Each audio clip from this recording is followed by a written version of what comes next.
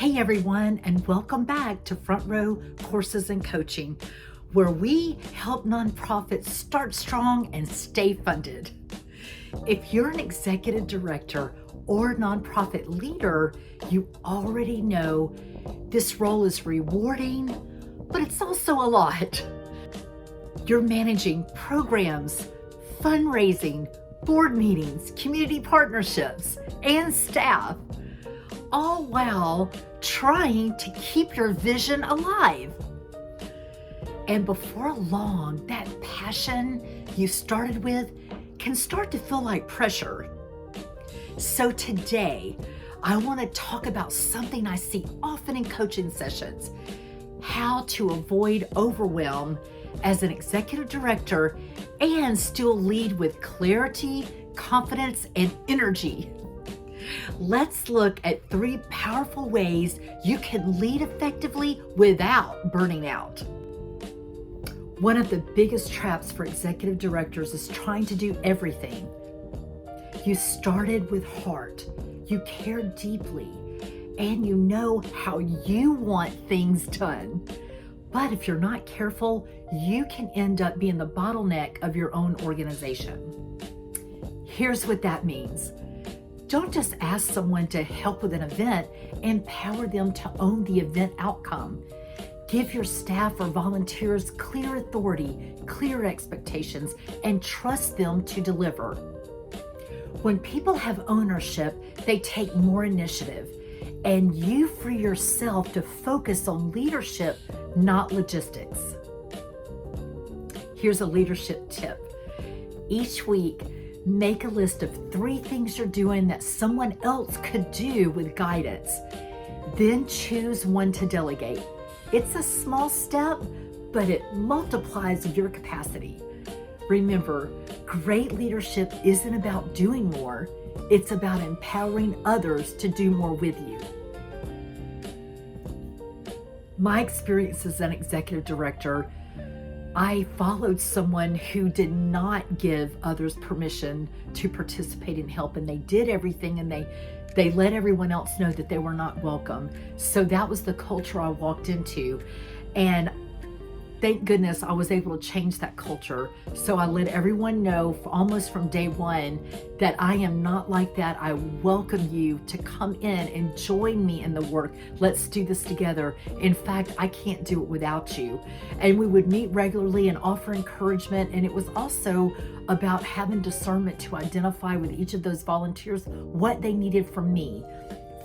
For some, it was a regular check-in was very helpful, a phone call, a meeting, or some type of encouragement. They were all just a little bit different, but just finding ways that I could nurture them along the way, but give them ownership.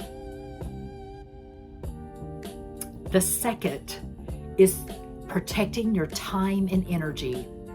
As a nonprofit leader, it's easy to let the mission consume every moment, especially when the needs around you are so real. But here's the truth. You can't pour from an empty cup. If you're always on, always responding, always saying yes, eventually you'll lead from exhaustion instead of inspiration. So create structure around your time. Time block your calendar for focused work. Designate meeting-free zones each week.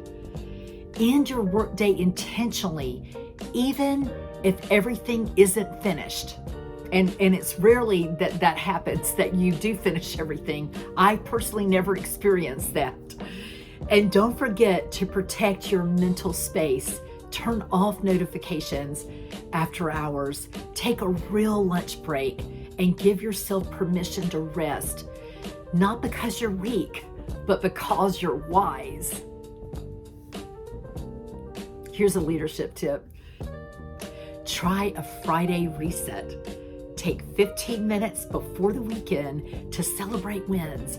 Plan next week and close your laptop knowing you've done enough. Boundaries aren't barriers. They're bridges to long-term sustainability. On this point number 2, One position I was in, I had my daughters at a pivotal time in life. One was finishing up elementary school, the other in middle school. So I knew I had to set boundaries for my family. So that really helped me learn that as an executive director, because I knew that I couldn't do it all. And I remember the first year I came to my 1-year anniversary in that position, I sat down and I asked myself, is it okay that each day I leave with stuff that's unchecked, stuff that I still needed to get done, that I realized that after a year, this is just how it is. It's never gonna all get done. But I'm working on that checklist, I'm pecking away, I'm getting things done that I can get done. But is this okay with me? And thank goodness I said yes.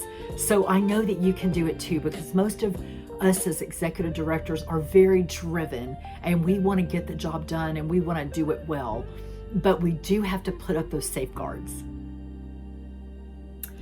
The third way to avoid overwhelm is to build systems that simplify your work. Overwhelm often isn't about too much work. It's about too many moving parts with no clear flow. Systems create rhythm, and rhythm creates peace. Start small. Use templates for reports, emails, and grant follow-ups. Automate recurring tasks like donation receipts or newsletter signups. Create a simple dashboard to track your top 3 priorities each week.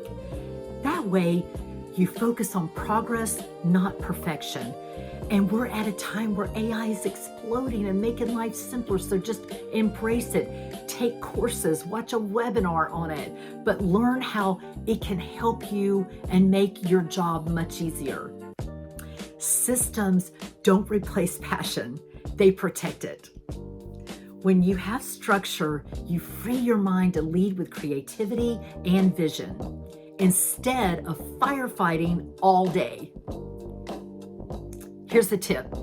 If something takes more than 30 minutes every week, ask, can this be automated, delegated, or simplified? Let's recap. If you want to avoid overwhelm as a nonprofit executive director, number 1, delegate strategically, not just task.